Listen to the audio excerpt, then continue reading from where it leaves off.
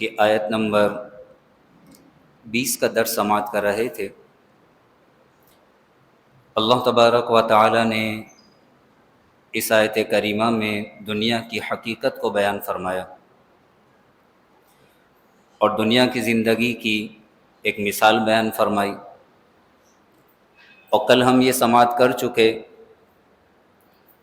کہ دنیا کی تعریف کیا ہے۔ جب بھی دنیا کی مذمت کی جاتی ہے، دنیا کی برائی کی جاتی ہے، تو انسان کے ذہن میں کم از کم اتنا ضرور ہونا چاہیے کہ دنیا ہے کیا۔ اس کی آسان سی تعریف ہے کہ ہر وہ چیز جو اللہ کی اطاعت اور فرما برداری سے دور کر دے وہ دنیا ہے۔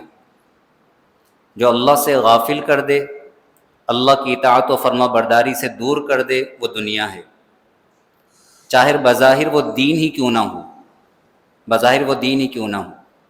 تو ایک شخص نماز پڑھتا ہے لیکن وہ لوگوں کو دکھانے کے لیے پڑھ رہا ہے، تو یہ نماز پڑھنا بھی رب سے دور کر دے گا، کیونکہ وہ لوگوں کے لیے پڑھ رہا ہے، تو یہ بظاہر نماز پڑھنا بھی کیا ہو جائے گا؟ دنیا۔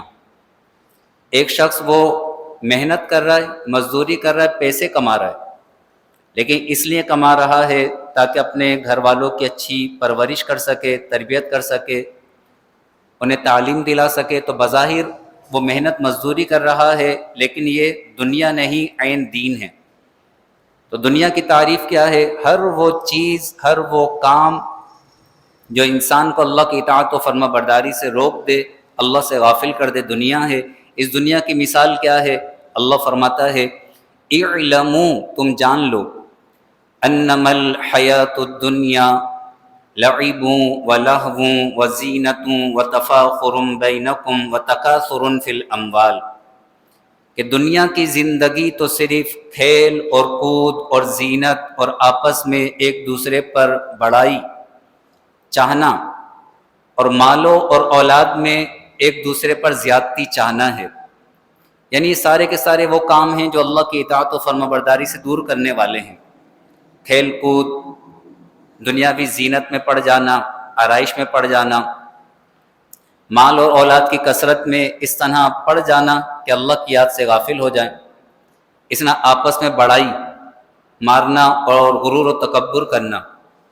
الہاکم التکاثر، مال کی زیادہ طلبی نے تمہیں غافل کر دیا۔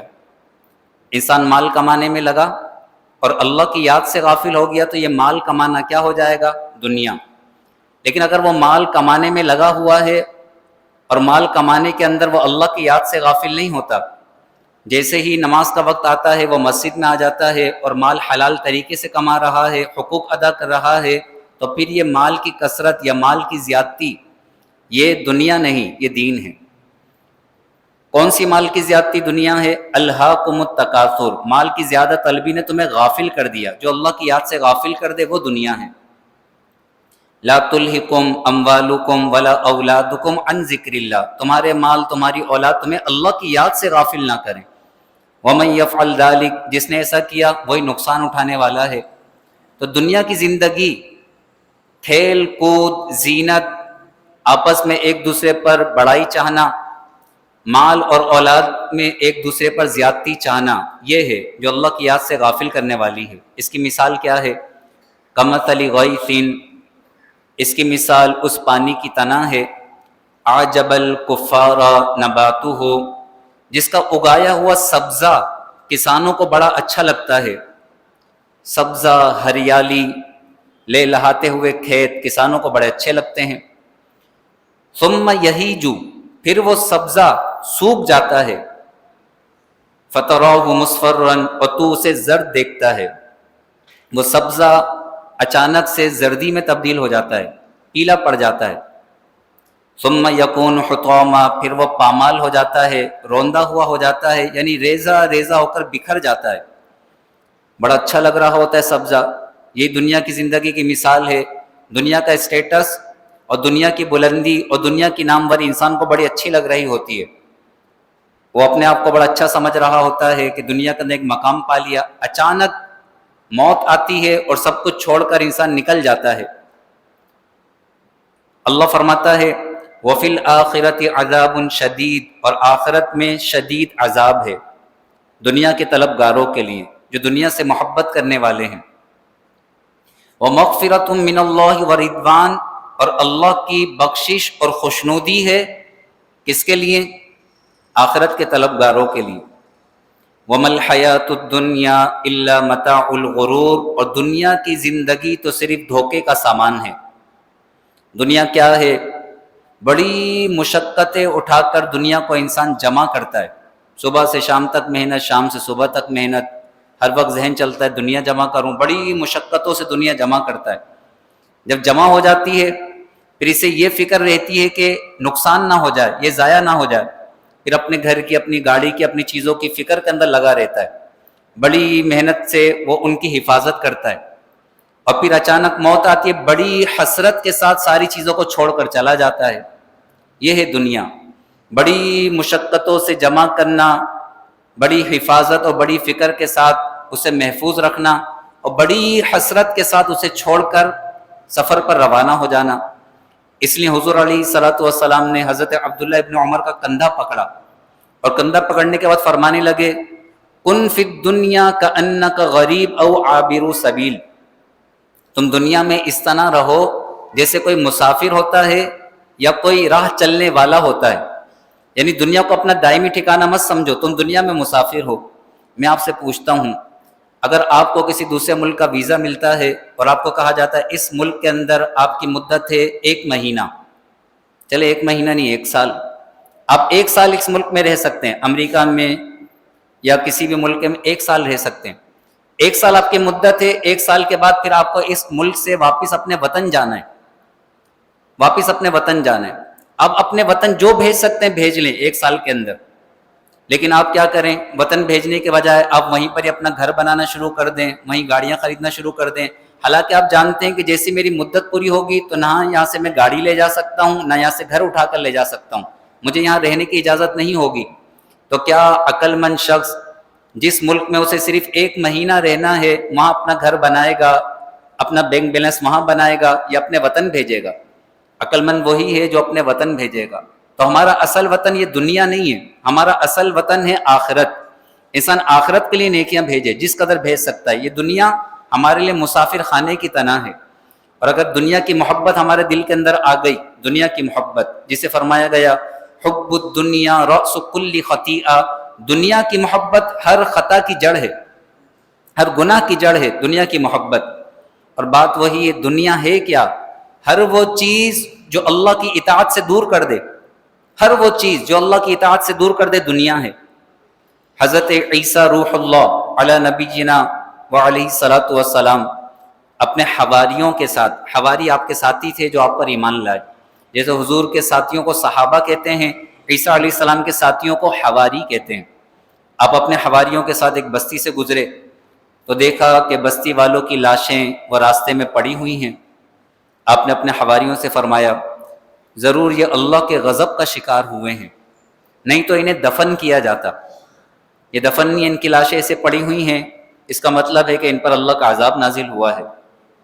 آپ کے حواریوں نے عرض کی کہ ہم ان کے حالات جاننا چاہتے ہیں، کیا سبب تھا کہ ان پر عذاب نازل ہوا، ان کے کیا حالات تھے؟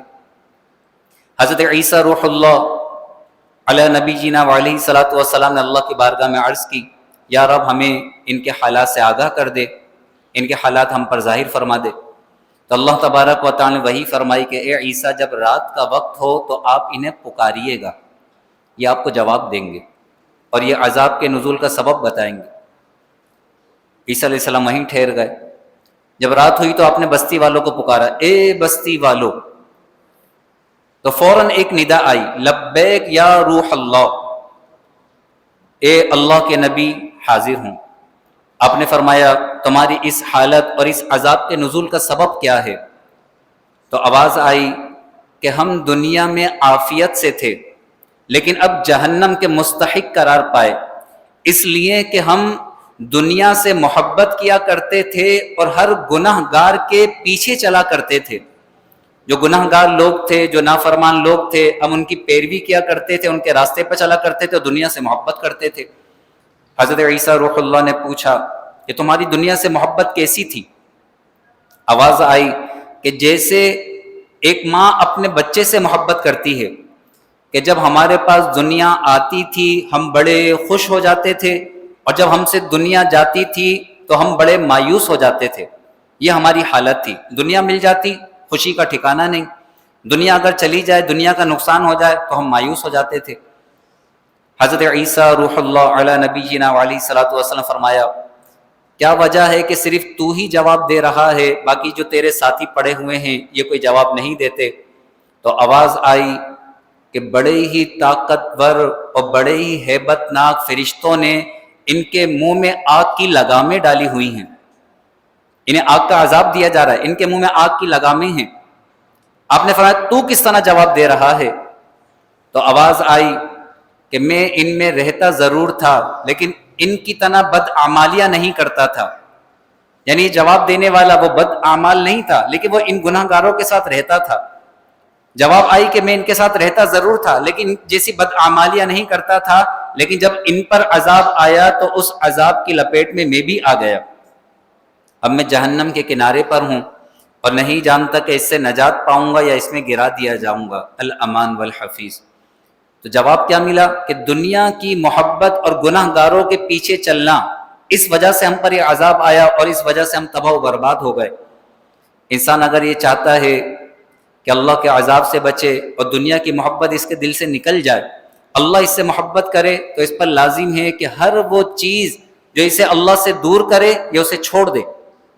حضور علیہ الصلوۃ والسلام سے ایک صحابی نے عرض کی، یا رسول اللہ مجھے کوئی ایسا عمل بتا دیجئے کہ جب میں وہ عمل کروں تو اللہ بھی مجھ سے محبت کرے اور لوگ بھی مجھ سے محبت کریں۔ تو حضور علیہ الصلوۃ والسلام فرمایا، ازہد فی الدنیا، دنیا سے بے رغبت ہو جا، ازہد فی الدنیا، دنیا سے بے رغبت ہو جا، اللہ تجھ سے محبت کرے گا۔ اور جو کچھ لوگوں کے پاس ہے، تو لوگوں کے مال و دولت سے، لوگوں کے پاس جو کچھ ہے اس سے بے رغبت ہو جا تو لوگ تجھ سے محبت کریں گے۔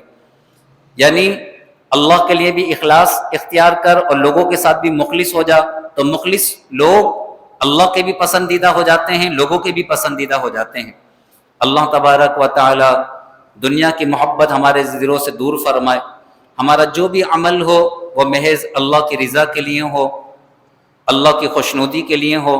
ہم جو بھی کام کر رہے ہوں اس کام کے کرنے سے پہلے سوچ لیں، کیا ہمارے اس کام کرنے سے ہمارا رب راضی ہوگا کہ ناراض ہوگا؟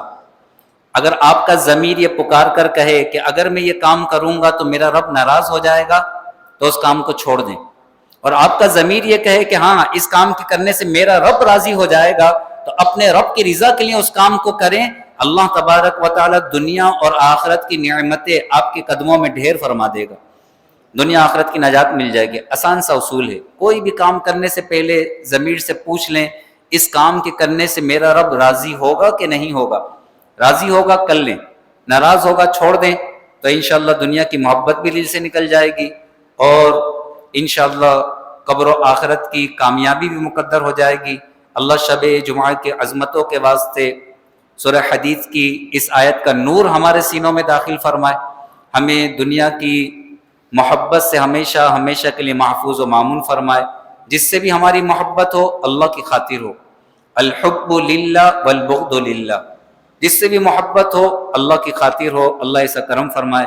آمین۔ وآخر دعوانا ان الحمد للہ رب العالمین، وصلی اللہ تعالی علی خیر خلقہ ونور عرشہ سیدنا و مولانا محمد وعلی آلہ واصحابہ اجمعین۔ ہاتھ اٹھا کر دعا فرمائیں۔ بچی عائشہ ہے، یا رب تجھے تیرے پاک کلام کی عظمتوں کا واسطہ اس بچی عائشہ کی آنکھوں کی روشنی میں اضافہ فرما، بینائی میں اضافہ فرما۔ جس کی نگاہیں کمزور ہو گئیں اے مالک نگاہوں کے نور میں اضافہ فرما، قرآن کا نور آنکھوں میں داخل فرما، قرآن کے نور سے آنکھوں کی بینائی میں اضافہ عطا فرما، تمام بیماروں کو شفا عطا فرما۔ سبحان ربک رب العزت عما یصفون وسلام علی المرسلین والحمد للہ رب العالمین۔